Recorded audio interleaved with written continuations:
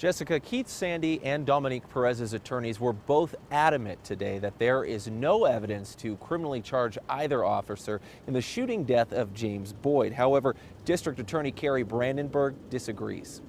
I have been elected as district attorney and I have a job to do and I'm doing it. I need to point out that I'm doing it with incredible people. I trust their integrity, they have skills, they have experience.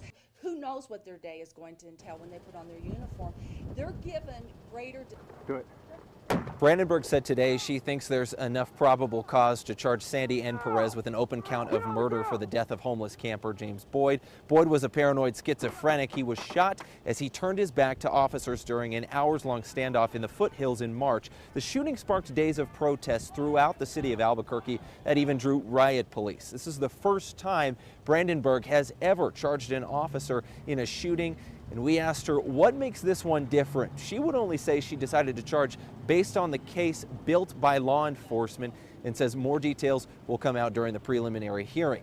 In that type of hearing, a judge decides if there's enough evidence to take the case to trial, but Sandy and Perez's attorneys are already fighting it. Sandy's attorney, Sam Bregman, said Sandy was protecting his fellow canine officer from being attacked by James Boyd. He says that's APD training and that is not a criminal act.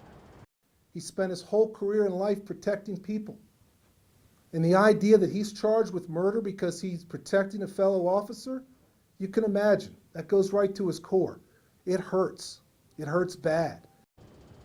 Now, Officer Dominique Perez's attorney said today that he is planning to fight the charges and clear Perez's name, but he would not do an interview. Perez was put on desk duty after the shooting, and that's where he actually remains today. Meanwhile, Sandy retired just a few months ago. Back to you, Dan. All right, Chris, thank you.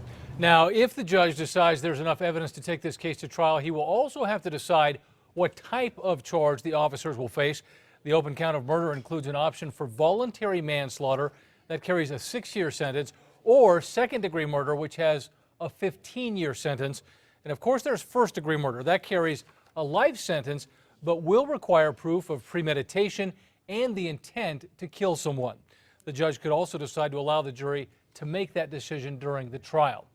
Now, this is not the first time an officer has gone before a judge in a preliminary hearing. Brandenburg used this tactic in the vehicular homicide case of APD Sergeant Adam Casaus.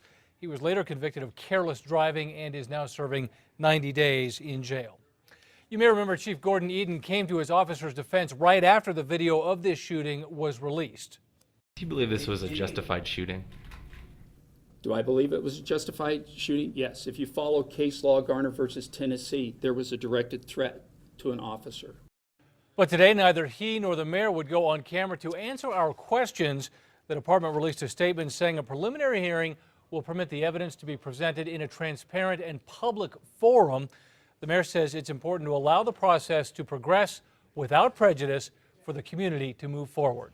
The police union says this is not a criminal case. They just released a statement in part saying these are highly trained officers who were there to protect the community from a dangerous, armed, and volatile individual who had every opportunity to peacefully resolve the situation. The union also says while many think they know exactly what happened that day because they saw a short snippet on video, they say the simple truth is that lapel cameras cannot capture the entirety of any situation.